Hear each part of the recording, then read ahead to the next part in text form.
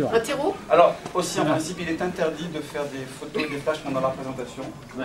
On vend les photos à la fin, donc ça peut nous déranger pendant notre spectacle.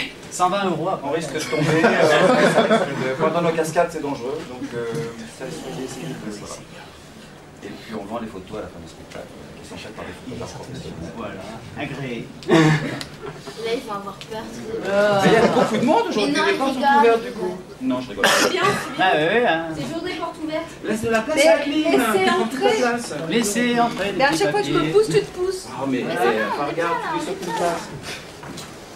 Toute la journée Il y en comme a ça. encore qui arrive. Mais c'est fou, il C'est fallait. la gloire. Bah, entrez, il y a des places. Il y a des places. Tu vas dire la prochaine fois, il faut l'enfiler. Il y a des places ici, si vous voulez. Il faut l'enfiler, Ah, c'est mais le notre pain à métier, craquer. c'est de parler. C'est vrai. Qui a ton dans l'enfant? Oui, on les fout le test. Ouais, c'est un concert, c'est la mienne. Non, on s'en fout, elle a qu'à faire son concert ici. Il y aura plus de monde. Elle fait son concert ici et nous on fait notre petite causerie. Voilà. Aussi bien, ça fait rire. Voilà. Bah, bienvenue, hein, on est content que vous soyez là. Voilà, c'est bon. On est Non, content mais que on vous va soyez quand là. même. On prend des forces. Et donc, il paraît que c'est toi qui anime le Oui, débat. c'est pareil, elle a dit ça. Donc voilà, je sais pas, donc s'il y a des premières questions, à vous le pourpoint, non? Parce qu'ils savent qu'ils vont. Et ce sont Est-ce que des vous gens- savez qui ils sont? Non. Je vous l'ai dit tout à l'heure, mais on va voir si vous avez retenu. Les doubleurs de Dragon Ball. Alors déjà, Vas-y, énerve-toi. Énerve-toi. Non, non, non, mais bon. Attends, il a déjà, on va donc mettre au point pour la... Non, non, mais attends, est-ce qu'ils savent qui oui, je sais pas s'ils savent peut-être pas. Il y en a plein qui Alors moi savent je vais vous qui font ça par présenter. hasard. Je vais vous présenter. Alors il y a Adeline, Elle sait Chetaille. Tiens. Non, tais-toi. Ah non, mais regarde, j'ai une femme charmante qui regarde là-bas au fond et qui me regarde et qui se dit, je sais pas tout qui c'est, j'en sais pas. Alors, Alors Adeline Chetaille, moi c'est Eric. elle est comédienne. Tais-toi, Elle a beaucoup doublé. Je parle à cette jeune femme là. Ah. Et elle a J'ai un fait. ticket avec elle, ta gueule. Elle a fait Miyazaki. Éric Legrand. Marie Ouais. Voilà, et Marie, est-ce qu'elle sait qui on est? Et voilà. Donc ça fait la deuxième fois. Voilà, Donc on va commencer à on va intervenir. continuer. Hein. Donc ici Éric Legrand, pénible, Vegeta, entre autres, Yamcha C'est hier dans les cheveux Zodiac aussi, Seiya. qui en fait et d'autres. beaucoup d'autres désagréables. C'est bien et pas désagréable. T'as aussi Owen Wilson, l'acteur américain, pas que du dessin animé japonais. Hein. Non, non, bah oui, bien sûr. oui. Pour des fois que ça vous parle. Voilà. Et puis pour vous servir, Brigitte Lecordier, Son Goku, entre autres, Gohan, Goten, Oui, quand oui, ils sont oui. petits, oui. Bouli. Eh oui, oui, Eh oui, Bouli, oui, Bouli, Bonne nuit les petits. Ah, maintenant, Conan oui, c'est la dame aussi. Voilà. Voilà. Là, et Daline. Oui, attends, tu peux. J'ai commencé par C'est par Adeline. Adeline. Je suis. Mais n'écoutez pas. Non, j'écoutais pas. Et maintenant, c'est toi qui as la parole parce que c'est toi qui présente. Voilà, c'est oui. Voilà. Donc on a demandé, donc on a déjà eu donc les doubleurs de Dragon Ball Z. Ah, au bout de combien de temps il va s'énerver? Et donc je pense que Eric va vous expliquer ce qu'est un doubleur et ce que eux sont, les termes Oui, adéquats. c'est mon- Rapidement. c'est- quoi. Ah non, avec moi je fais jamais rien. Ah non. Donc vous avez 2 heures devant vous. C'est mon cheval de bataille de me battre contre cette appellation doubleur qui est répandue partout dans les médias, que les gens utilisent et que les journalistes utilisent bêtement et Ils sont pas bêtes. totalement à tort. Doubleur désigne dans notre métier de comédien exclusivement les patrons de boîtes de doublage. En aucun cas les comédiens. Nous sommes des comédiens et je me bats contre l'appellation doubleur pour 2 raisons. D'abord pour être fidèle à ce que nous, à nos appellations du métier, à nos manières de procéder dans le métier, à notre définition dans le métier. Et en plus, parce que quand on parle de doubleur, en parlant de gens qui doublent, ça infère l'idée que c'est un métier à part entière. Ce n'est pas un métier à part entière. On ne fait pas du doublage exclusivement du doublage. On ne part pas dans la vie en se disant « Ah, je vais faire doubleur, doublage ». Non, on a une formation de comédien. Je suis sorti du conservatoire d'art dramatique. Brigitte a une formation un petit peu différente, mais elle a fait de la scène, elle a fait du tournage. Adeline a commencé en tournant en petite fille et en jouant. Qu'est-ce qui se passe? Elle se casse la gueule. Elle perturbe. Elle rentre partout. Elle ne laissera pas parler, hein, tu vois. Et donc Adeline a commencé en, je parle à sa place, mais en tournant et en jouant au théâtre, et elle nous a fait le doublage après. Le doublage est une activité de comédien, et on fait des tas de choses, et quand je reçois souvent des mails en disant « Ah, je voudrais faire doubleur et du doublage », et ben non, oui, mais bon, mais suis des cours d'art dramatique.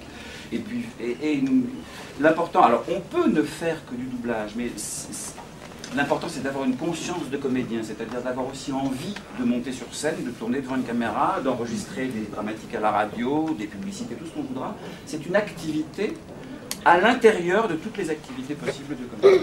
Et donc je me bats contre cette appellation pour qu'on ne s'imagine pas que c'est un truc spécial, à part, en soi, qu'il y a des écoles de doublage, oui, si, il commence à en exister, hélas, mais qui sont des pompes à fric, qui font croire aux gens qu'on va faire ça et qu'on va faire que ça. Non, c'est pas vrai.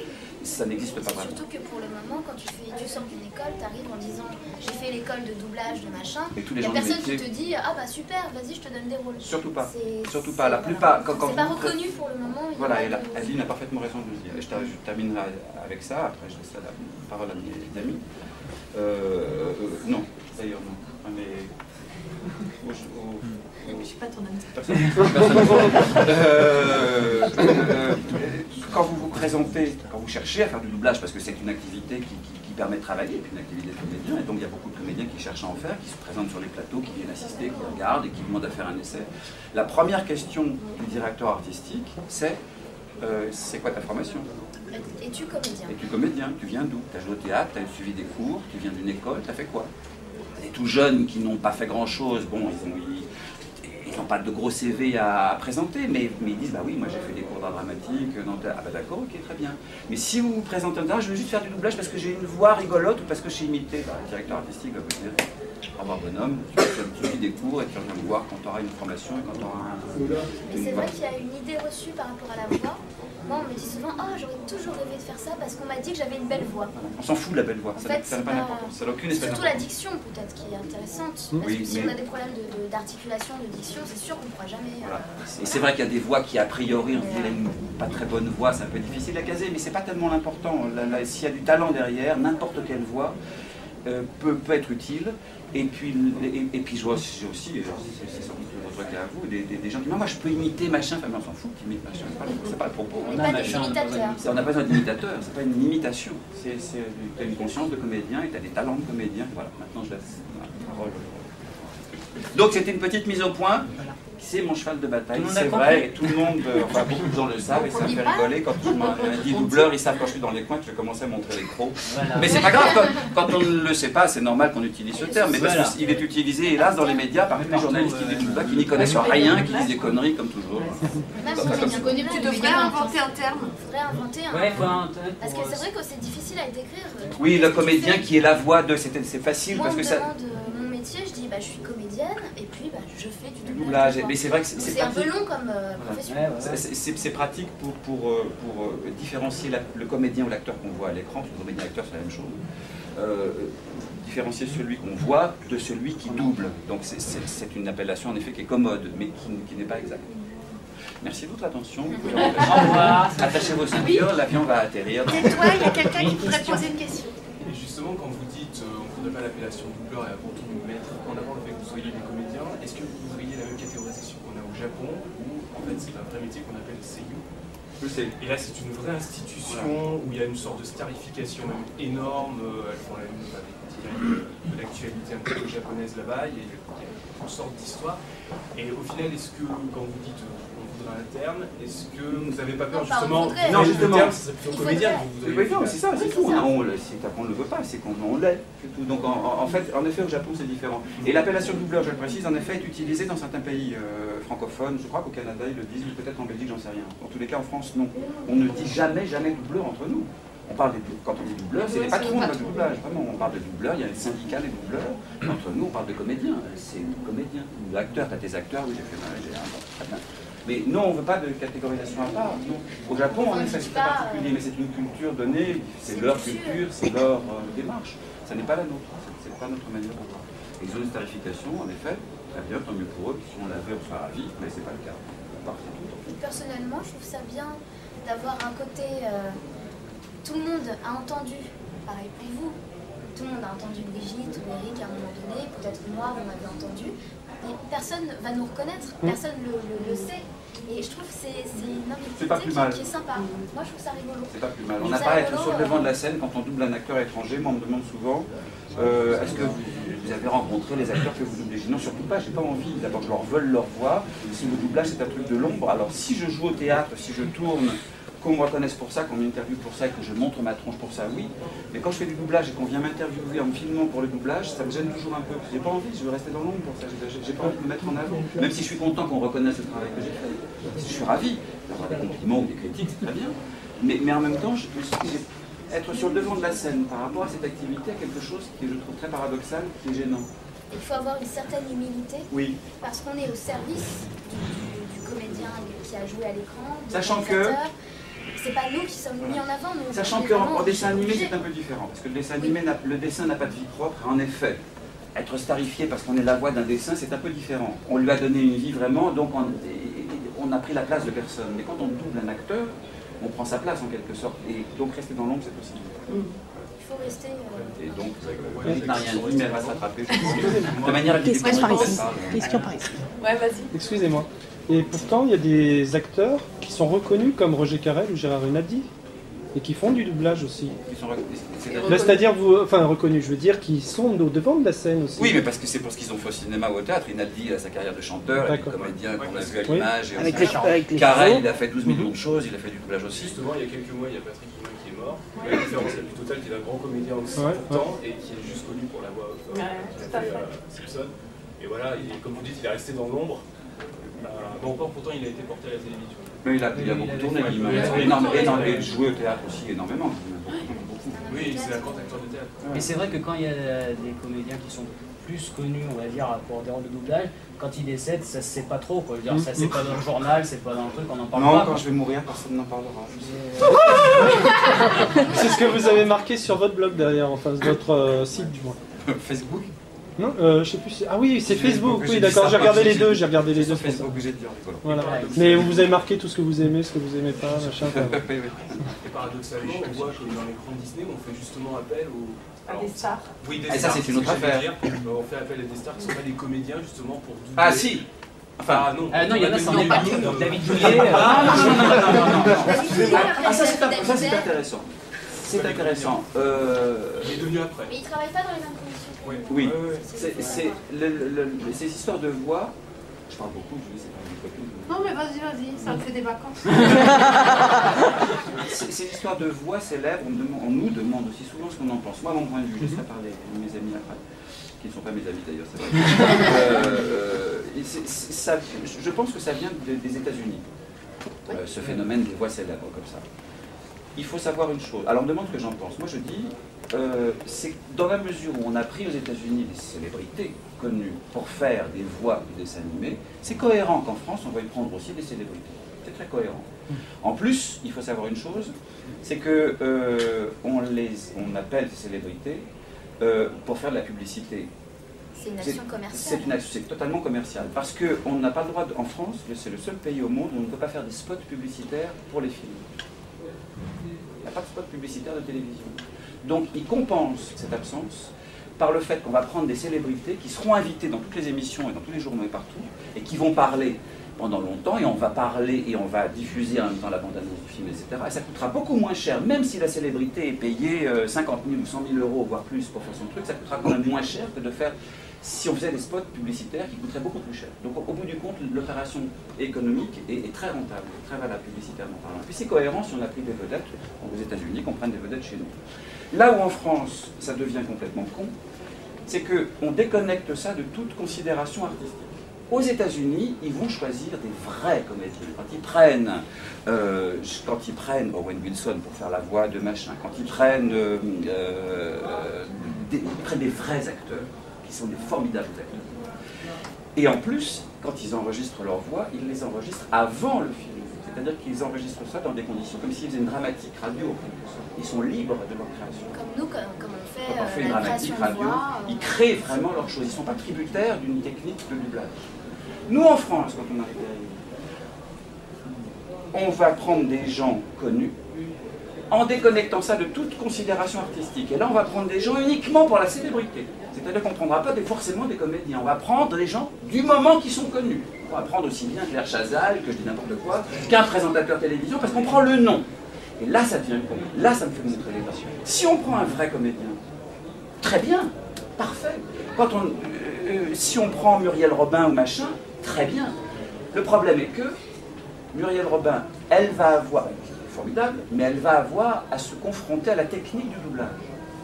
Parce que là, aux États-Unis, elle l'aura enregistré avec sa nature libre et tout. Là, en France, elle ne peut plus parce qu'elle est tributaire du doublage. Et là, elle va perdre, ça peut être le cas, de ses capacités parce qu'elle n'a pas l'habitude.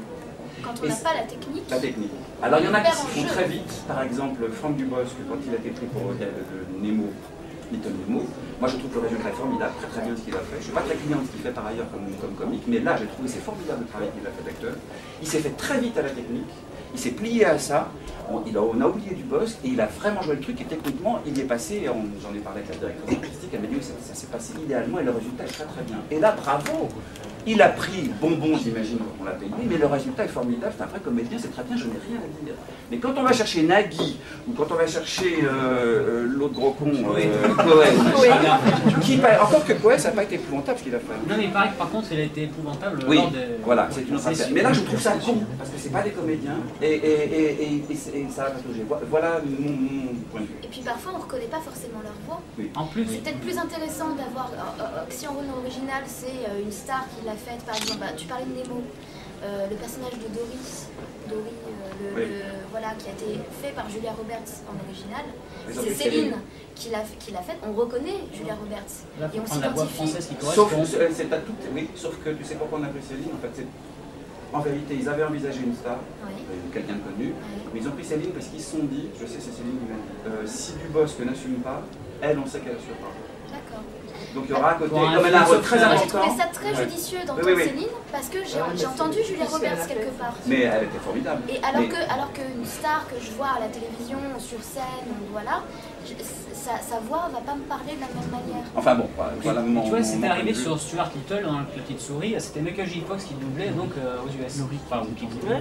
Et donc la voix française c'est Luc Hamet. Et donc il avait fait la bande-annonce, mais apparemment on l'a pas pris pour faire le film. C'est souvent le cas. Ça arrive. Et, alors que c'est la voix française de Michael J. Fox. Oui. Donc on serait dans la cohérence là. Et pourtant, c'est pas systématique. Mais ça c'est ce qui m'est arrivé sur Owen Wilson justement pour Cars. Pour Cars, je n'ai pas fait le film, ils ont pris Guillaume Canet.